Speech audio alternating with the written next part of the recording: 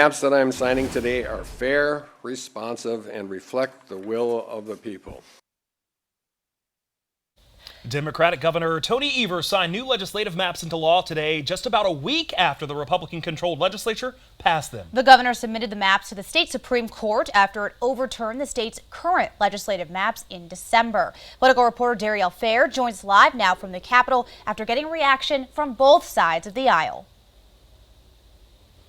Brandon, Sarah, these maps are set to be in place ahead of the November general election. The governor and lawmakers say they are waiting for guidance from the state Supreme Court on whether current maps or the newly enacted ones will go into effect ahead of the primary and special elections this year. This was the second time Governor Evers' maps were considered by the legislature. Republicans moving forward with the vote to pass Evers' maps as is. Lawmakers on both sides of the aisle weighed in on the newly enacted maps. Some Democrats argued that they were disappointed in the process Republican lawmakers took to pass Evers' maps, claiming they felt it was a decision that should have been left up to the court.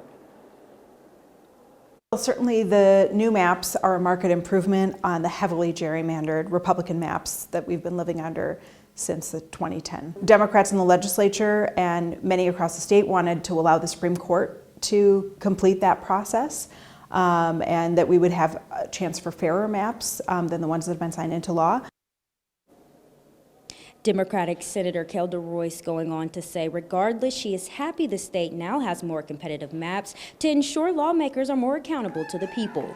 While the maps give Republicans a slight advantage in the Assembly and Senate, the GOP emphasized they only chose to move forward with the governor's maps because they were, quote, the most Republican-leaning out of the 4 maps Democrats submitted to the court.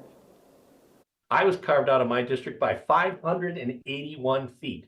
That's it. 581 feet. It was done intentionally and it was done punitively. We will simply beat them at their own game, and we will come back. There's no question about it.